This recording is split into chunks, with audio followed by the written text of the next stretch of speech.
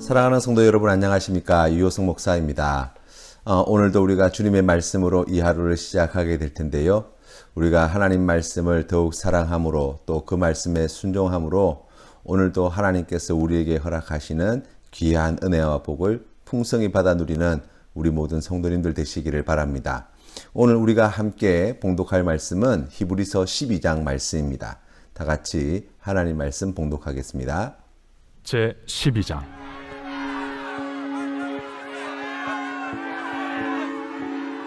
이러므로 우리에게 구름같이 둘러싼 허다한 증인들이 있으니 모든 무거운 것과 얽매이기 쉬운 죄를 벗어버리고 인내로써 우리 앞에 당한 경주를 하며 믿음의 주요 또 온전하게 하시는 이인 예수를 바라보자. 그는 그 앞에 있는 기쁨을 위하여 십자가를 참으사 부끄러움을 개의치 아니하시더니 하나님 보좌 우편에 앉으셨느니라. 너희가 피곤하여 낙심하지 않기 위하여 죄인들이 이같이 자기에게 거역한 일을 참으신 일을 생각하라. 너희가 죄와 싸우되 아직 피 흘리기까지는 대항하지 아니하고 또 아들들에게 권하는 것 같이 너희에게 권면하신 말씀도 잊었도다. 일러스되 내 아들아, 주의 징계하심을 경히 여기지 말며 그에게 꾸지람을 받을 때에 낙심하지 말라. 주께서 그 사랑하시는 자를 징계하시고 그가 받아들이시는 아들마다 채찍질하심이라 하였으니 너희가 참음은 징계를 받기 위함이라. 하나님이 아들과 같이 너희를 대우하시나니 어찌 아버지가 징계하지 않는 아들이 있으리요. 징계는 다 받는 것이거늘 너희에게 없으면 사생자여 친아들이 아니니라. 또 우리 육신의 아버지가 우리를 징계하여도 공경하였거든 하물며 모든 영의 아버지께 더욱 복종하며 살려 하지 않겠느냐. 그들은 잠시 자기의 뜻대로 우리를 징계하였거니와 오직 하나님은 우리의 유익을 위하여 그의 거룩하심에 참여하게 하시느니라. 무릇 징계가 당시에는 즐거워 보이지 않고 슬퍼 보이나 후에 그로 말미암아 연단받은 자들은 의와 평강의 열매를 맺느니라. 그러므로 피곤한 손과 연약한 무릎을 일으켜 세우고 너희 발을 위하여 곧은 길을 만들어 저는 다리로 하여금 어그러지지 않고 고침을 받게 하라. 모든 사람과 더불어 화평함과 거룩함을 따르라. 이것이 없이는 아무도 주를 보지 못하리라. 너희는 하나님의 은혜에 이르지 못하는 자가 없도록 하고 또 쓴뿌리가 나서 괴롭게 하여 많은 사람이 이로 말미암아 더럽게 되지 않게 하며 음행하는 자와 혹 한 그릇 음식을 위하여 장자의 명분을 판 에서와 같이 망령된 자가 없도록 살피라. 너희가 아는 바와 같이 그가 그 후에 축복을 이어받으려고 눈물을 흘리며 구하되 버림바가 되어 회개할 기회를 얻지 못하였느니라. 너희는 만질 수 있고 불이 붙는 산과 침침함과 흑암과 폭풍과 나팔 소리와 말하는 소리가 있는 곳에 이른 것이 아니라 그 소리를 듣는 자들은 더 말씀하지 아니하시기를 구하였으니 이는 짐승이라도 그 산에 들어가면 돌로 침을 당하리라 하신 명령을 그들이 견디지 못함이라. 그 보이는 바가 이렇듯 무섭기로 모세도 이르되 내가 심히 두렵고 떨린다 하였느니라. 그러나 너희가 이룬 곳은 시온산과 살아계신 하나님의 도성인 하늘의 예루살렘과 천만 천사와 하늘에 기록된 장자들의 모임과 교회와 만민의 심판자이신 하나님과 및 온전하게 된 의인의 영들과 새 언약의 중보자이신 예수와 및 아벨의 피보다 더 나은 것을 말하는 뿌린 피니라. 너희는 삼가 말씀하신 일을 거역하지 말라. 땅에서 경고하신 일을 거역한 그들이 피하지 못하였거든 하물며 하늘로부터 경고하신 일을 배반하는 우리일까 보냐. 그때에는 그 소리가 땅을 진동하였거니와 이제는 약속하여 이르시되 내가 또 한 번 땅만 아니라 하늘도 진동하리라 하셨느니라. 이 또 한 번이라 하심은 진동하지 아니하는 것을 영존하게 하기 위하여 진동할 것들 곧 만드신 것들이 변동될 것을 나타내심이라. 그러므로 우리가 흔들리지 않는 나라를 받았은즉 은혜를 받자. 이로 말미암아 경건함과 두려움으로 하나님을 기쁘시게 섬길지니 우리 하나님은 소멸하는 불이심이라. 앞서 11장 믿음장에서는 특별히 강조한 것이 믿음의 내용이었습니다. 하나님이 우주 만물을 창조하시고 다스리신 전능하신 분이시라는 믿음, 그 믿음이 우리에게 있어야 된다는 거예요. 또 하나님이 우리와 함께 하고 계시다는 믿음, 그 믿음을 우리가 가져야 한다는 것입니다. 끝으로 우리에게 상 주시는 분이 바로 하나님이심을 믿는 믿음, 바로 이 믿음이 우리에게 있어야 합니다. 이러한 것을 굳게 믿는 믿음으로 고난과 박해를 견디고 이겨내라고 말씀하시는 거예요. 하지만 그것만으로는 사실 부족하지요. 왜 그렇습니까? 우리가 마음먹은 대로 내가 오늘부터 굳은 믿음으로 예수님을 잘 믿어야 되겠다 해서 우리의 믿음이 굳세어지고 우리가 내가 이제 못 믿겠다 그렇게 한다고 해서 믿음이 없어지고 그렇게 되는 일은 없기 때문이에요. 오히려 우리는 솔직히 이야기하면 믿음을 가지기에는 너무나 이기적이고 우리의 마음은 너무나 약하고 또 우리 안에는 너무나 악한 생각들이 많이 있다고 이야기할 수 있습니다. 우리의 삶의 방식은 정말 하나님께서 기뻐하시는 거룩한 삶과는 전혀 어울리지 않는 그러한 새 속에 물든 삶이라고 할 수 있습니다. 그럼에도 불구하고 하나님이 이 믿음을 은혜로 우리에게 주시기를 기뻐하십니다. 그렇다면 우리가 이렇게 질문을 바꿔볼 수 있습니다. 어떻게 해야 하나님이 이처럼 부족한 우리에게 주신 믿음을 제대로 지켜나갈 수 있습니까? 그 질문에 대한 답이 2절 말씀에 나와 있어요. 믿음의 주요 또 온전하게 하시는 이인 예수님을 바라보라는 것입니다. 그는 그 앞에 있는 기쁨을 위하여 십자가를 참으사 부끄러움을 개의치 아니하시더니 하나님 보좌 우편에 앉으셨다고 말씀합니다. 이 믿음의 주라는 것은 믿음의 창시자, 믿음의 통치자라는 뜻을 가지고 있습니다. 우리 예수님께서는 우리의 믿음의 창시자가 되어 주실 뿐만 아니라 우리의 믿음을 다스리시는 통치자가 되신다는 사실이에요. 또 온전하게 하시는 이는 완성자라는 뜻을 가지고 있는 말입니다. 다시 말하면 예수 그리스도 그분이 우리의 믿음을 온전하게 또 완성시켜 주시는 우리의 구세주이시다라고 말씀하시는 거예요. 그렇기 때문에 여러분, 우리의 믿음이 흔들릴 때 은혜로 받은 이 믿음을 잘 간직하기를 원할 때 더 나아가 우리의 믿음이 성장하고 성숙하기를 원한다면 우리가 주목하여 바라보아야 하는 분 바로 예수 그리스도, 그분을 우리가 주목하여 바라볼 때 하나님께서 이와 같은 은혜를 우리에게 더하여 주십니다. 믿음의 창시자이자 완성자이신 예수님은 그럼 어떻게 그 일을 성취하셨습니까? 라고 이야기할 때 첫 번째가 기쁨을 위하여 십자가를 참으셨다고 말씀하는 거예요. 이것은 단지 불편을 견디고 있다는 말씀이 아니에요. 십자가에 피 흘려 죽으신 주님은 하나님의 뜻이 이루어지는 것을 자신의 생명보다 더 기쁘게 여기셨고 우리를 구원하시기 위해 십자가의 고난과 죽음을 당하셨습니다. 나의 구원을 위해서 예수님처럼 자신의 생명까지 아끼지 아니하신 분이 세상에 어디에 있겠습니까? 우리를 구원하시기 위해서 십자가를 부끄럽게 여기지 않으신 주님을 아버지 하나님은 존귀하게 하셔서 하나님 보좌 우편에 앉게 하셨다고 말씀하십니다. 믿음의 창시자요 구원자이신 예수님을 바라보십시다. 다른 데 한눈 팔지 말고 세상에 한눈 팔지 말고 사람들의 이야기에 한눈 팔지 말고 우리가 예수님만 주목하여 바라보십시다. 우리의 믿음을 자라게 하시고 우리를 온전하게 하시는 그 은혜를 하나님께서 더하여 주실 줄로 믿습니다. 예수님을 바라본다는 것, 다시 말하면 믿음을 지킨다는 것은 그러면 구체적으로 어떻게 해야 한다는 말입니까? 오늘 1절 말씀에서 우리에게 두 가지를 가르쳐 줍니다. 첫 번째가 무거운 것과 얽매이기 쉬운 죄를 벗어버려야 한다고 말씀하는 거예요. 옛날 그리스에서 육상 경기에 나가는 선수는 더 빨리 달리기 위해서 몸에 실오라기 하나 걸치지 않고 맨몸으로 시합에 나갔습니다. 우리가 믿음을 지키는 데 있어서 방해가 되는 것은 무엇이라도 우리가 그것을 아끼지 말고 버려야 합니다.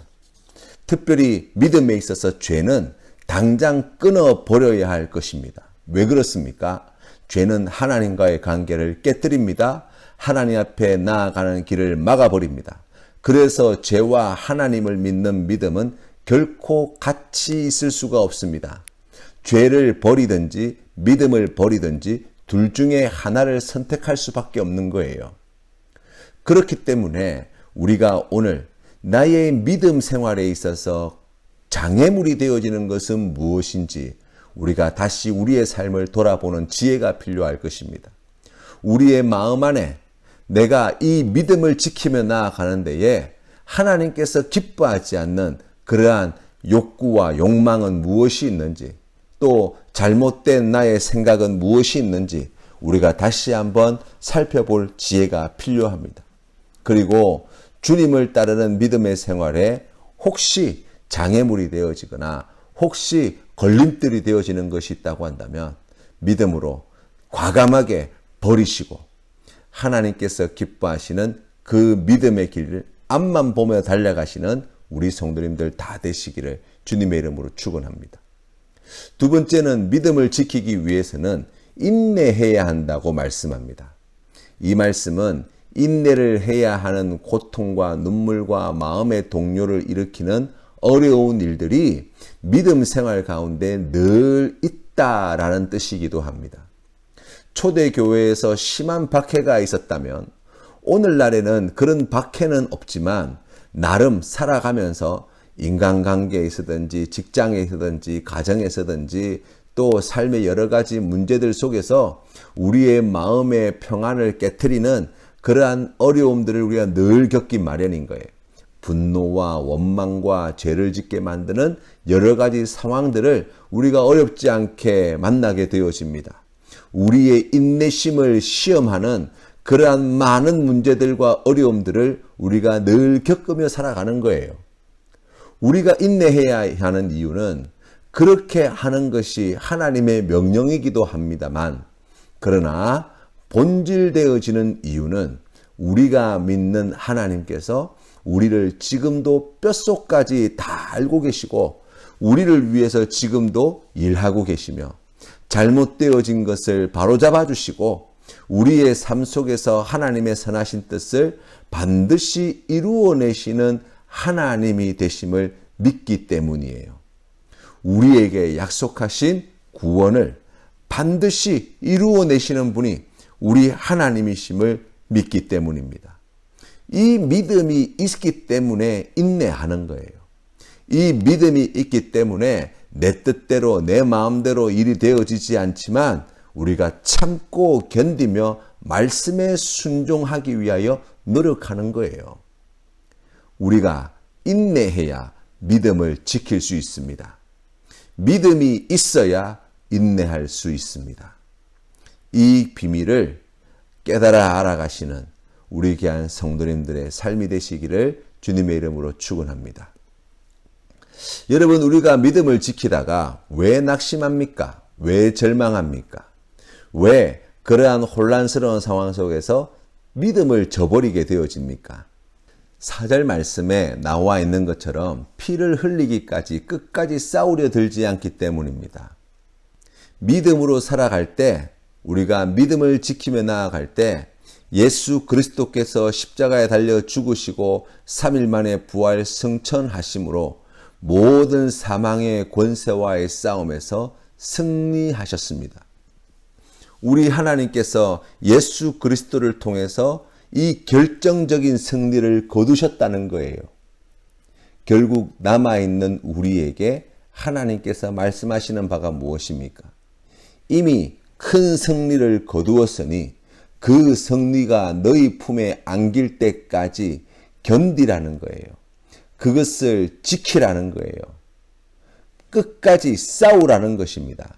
이미 결과는 정해져 있다는 것입니다. 또 하나는 무엇입니까? 하나님의 말씀을 잊어버렸기 때문에 우리가 낙심하고 절망하는 거예요.